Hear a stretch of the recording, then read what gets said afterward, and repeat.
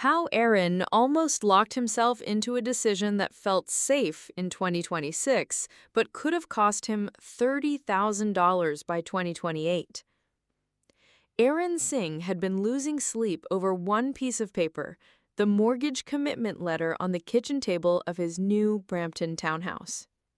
His bank had offered him a 5-year fixed mortgage at a rate that felt safe, and every instinct told him to sign. He had lived through the rate shock of 2022 and 2023. He had watched friends panic when renewals hit 6% and 7%. He never wanted that vulnerability again. "I just want certainty," he kept telling his wife Mira. "I want to know exactly what we're paying for the next 5 years. That's worth any premium." What Aaron didn't realize was that the certainty he was chasing might become the most expensive decision of his financial life. His broker asked him to come in for one final review before signing. Aaron expected routine paperwork. Instead, the conversation changed how he understood a mortgage. "Aaron, before you sign, you need to understand something most borrowers never think about," the broker said.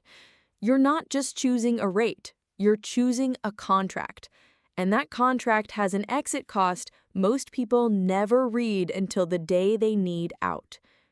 The broker showed two scenarios. The first was Aaron's proposed 5-year fixed. The second was a variable mortgage, noticeably lower, with the Bank of Canada having held their policy rate at 2.25% since October 2025.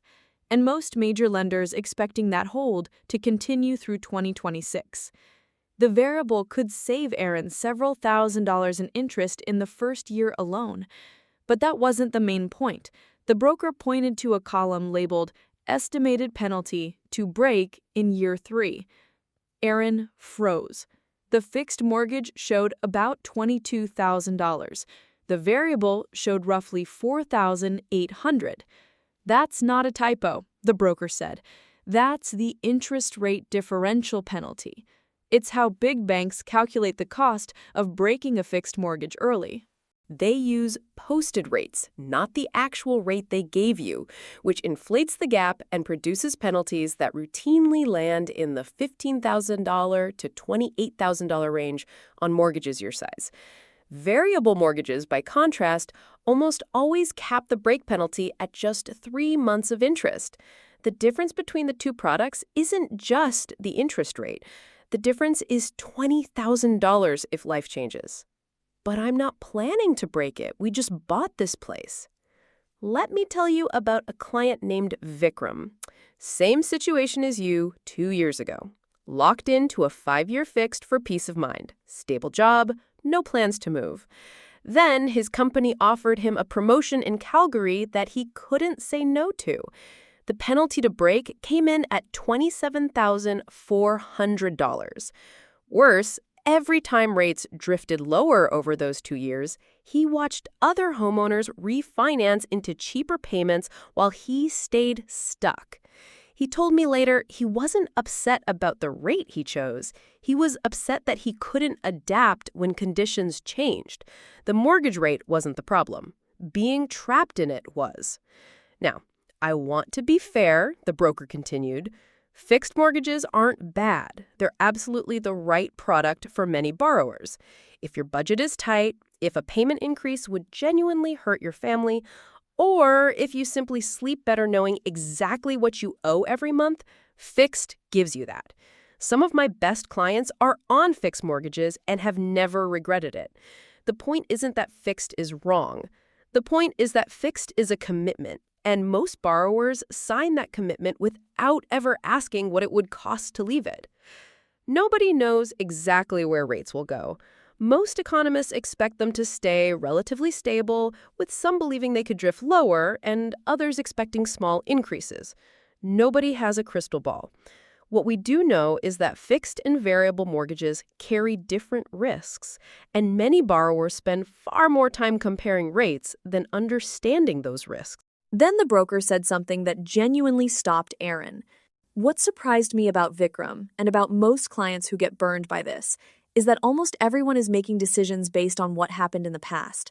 They remember rates rising, they remember renewal shocks, and they remember the fear of 2022 and 2023. But very few are asking what happens if the next 5 years look nothing like the last five.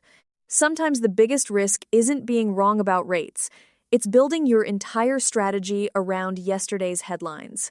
Aaron felt that line settle into his bones. He had been doing exactly that. Every fear driving his decision was a memory, not a forecast. The broker walked him through what he called the flexibility cost. Life is unpredictable. Job relocations happen. Marriages strain. Families grow faster than expected. Parents fall ill and need adult children to move closer. Investment opportunities arise. Refinancing windows open. Industry data consistently shows that a meaningful share of fixed-rate borrowers end up breaking their mortgages before the end of their 5-year term, often for reasons they never anticipated when they signed. You're not signing a mortgage, Aaron. You're signing a bet that nothing in your life will change for 60 months. For some people, that bet pays off. For many, it doesn't. Aaron asked the question that had been forming in his mind. So, what should I actually do? You should choose the product that matches your real life, not your worst-case imagination. If you absolutely need a fixed payment for budget reasons, consider a shorter term, maybe 3 years instead of 5. Less time committed, less exposure to the IRD penalty, and you get to renegotiate sooner. If you have some flexibility in your budget and value the option to adapt, Variable currently offers a lower rate and a dramatically smaller exit cost. There's no universally right answer. There's only the answer that fits your situation. The mistake is signing without understanding both sides. The following Saturday, Aaron decided to walk through a few open houses just to clear his head. What surprised him wasn't the number of homes available. It was the number of buyers quietly walking through them. Couples in the kitchens, young families measuring bedrooms, newcomers comparing notes in 3 different languages. The headlines still sounded fearful, but the parking lots were filling up again. Home prices in the GTA had cooled from the frenzy years. Negotiating power had returned. Conditions and inspections were back. Yet, many people around him were so focused on protecting themselves from yesterday's rate increases that they weren't paying attention to the opportunities sitting right in front of them. The market had quietly shifted in the buyer's favor, and the fearful were still fighting the last war. Aaron drove home that evening with a completely different mindset. Mira asked him what he had decided. He sat down at the kitchen table, looked at the unsigned commitment letter, and said something that surprised her. I was about to spend tens of thousands of dollars buying protection against something that probably isn't coming, and I would have lost flexibility I might actually need. The mortgage rate was only half the story. Nobody told me about the other half. 2 weeks later, Aaron signed a mortgage that matched his real life rather than his fears. His monthly payment was manageable. His exit door was open if life ever required it. He had stopped buying certainty he couldn't afford. I almost paid $20,000 for peace of mind, Aaron reflected later. Peace of mind is valuable. The question is whether it's worth $20,000. For me, it wasn't. For GTA borrowers staring at this decision in 2026, Aaron's experience captures something most mortgage conversations skip entirely. The safest-looking decision can sometimes become the most restrictive decision. The trap isn't fixed or variable.